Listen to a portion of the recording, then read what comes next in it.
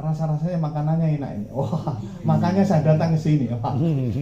Nah, itu bisa dilihat dari hati kita, dan hanya saudara dan Tuhan yang tahu. Nah, Bapak Ibu yang terkasih dalam Tuhan, apapun yang kita lakukan, pada saat kita melayani, pada saat kita mengerjakan apa saja, hendaklah kita melakukan dengan hati yang tulus. Saya ingat dulu waktu saya SMP ya, saya masih tinggal di Munut waktu itu.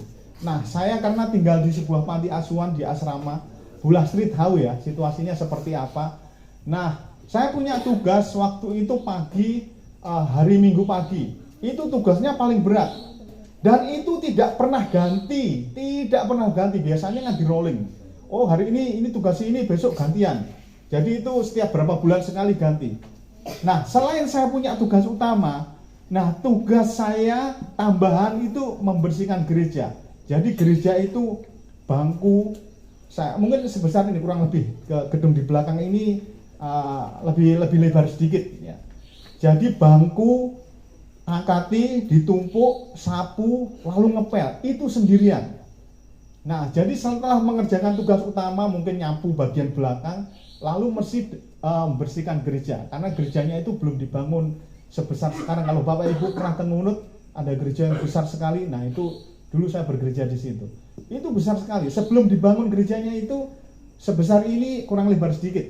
Nah, itu tugas saya setiap minggu nyapu, bersihkan, ngepel. Jadi setelah mengerjakan tugas utama, sementara teman-teman yang lain itu sudah selesai mengerjakannya, saya masih harus menyambung lagi tugas dengan membersihkan gereja, dan itu saya lakukan sendiri.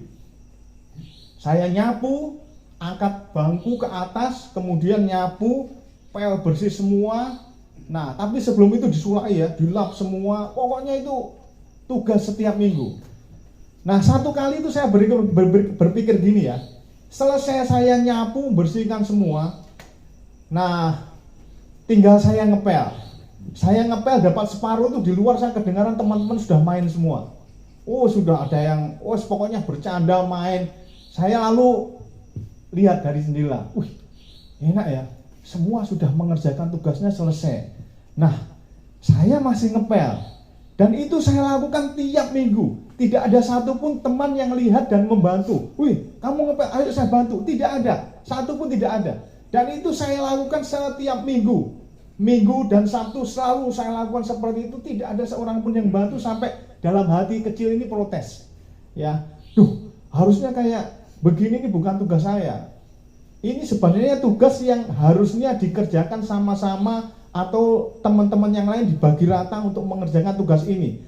Karena tugas utama saya selesai, yang teman-teman yang lain juga punya tugas utama. Tapi setelah mereka mengerjakan tugas utama, istirahat, hanya saya sendiri yang melakukannya. Nah, satu kali pernah ngepel, lalu saya lewati satu kotak, Bapak Ibu, satu kotak. Nah, waktu itu dilihat kakak saya, lalu kakak saya bilang begini, ini kok nggak dipel?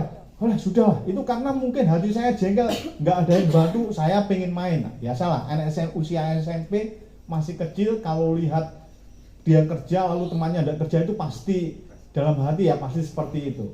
Waktu itu, nah lalu kakak saya bilang begini, yang sekarang ada pelayanan di Papua ya. Kakak saya bilang begini, sebenarnya kamu itu melakukan untuk siapa? Untuk gembala di sini, untuk yang punya panti ini, atau untuk jemaat yang ketika datang supaya bersih? Kamu melakukannya untuk siapa? Ya harusnya untuk Tuhan, kan secara teori seperti itu. Kalau untuk Tuhan, kamu nggak akan melakukan seperti ini. Maksudnya itu walaupun itu kurang sedikit, hanya berapa petak, kamu akan mengerjakannya dengan sungguh-sungguh kalau kamu melakukan untuk Tuhan. Kalau kamu melakukan untuk jemaat atau untuk pendeta yang kamu layani, nggak apa-apa. Kamu terserah seperti ini. Toh mereka nggak lihat. Tapi kalau kamu mau melakukan untuk Tuhan, ini seperti ini sebenarnya harus diperhitungkan ini. Nah, waktu itu saya renung-renungkan, iya juga ya. Nah, lalu saya berpikir, kenapa kok saya sampai melakukan seperti itu, walaupun tidak selesai. Sebenarnya kecil Bapak Ibu yang tidak saya pel. Tapi itu membuat pukulan buat saya ya. Tersadar, dan saya merasa bahwa saya ternyata nggak tulus melakukannya. Nah, minggu berikutnya, setiap kali teman saya main, saya masih ngerjakan itu semua, saya tidak pernah peduli mereka. Dan kemudian yang terjadi sampai hari ini saya masih diberi kesempatan Tuhan untuk melayani. Amin. Nah, sebenarnya melayani itu apa sih? Saya ingat kata-kata, masih ada yang ingat mungkin Pak Stefanus dulu yang pernah khotbah di Agape. Upah kita melayani ini adalah melayani. Kalau kita hari ini melayani dengan sungguh-sungguh, dengan hati yang tulus, lalu upahnya kita akan diberi pelayanan berikutnya. Kita akan diberi pelayanan lagi. Saya mau kasih tahu seperti ini Bapak Ibu. Saya tadi baru membaca, baru diingatkan ya, bahwa siapa yang di antara kamu yang ingin menjadi terbesar, siapa yang ingin menjadi yang terbesar di antara kamu, dia harus menjadi pelayanmu. Nah, Alkitab ini memang kadang aneh ya. Kalau secara kita orang duniawi yang mau besar di antara kita, pasti memiliki jabatan, punya duit banyak. Seperti itu. Kalau Alkitab bilang ini nggak seperti itu. Kalau kamu mau menjadi yang terbesar, kamu harus menjadi pelayan. Kalau pelayan itu kan biasanya masih di tempat yang paling rendah.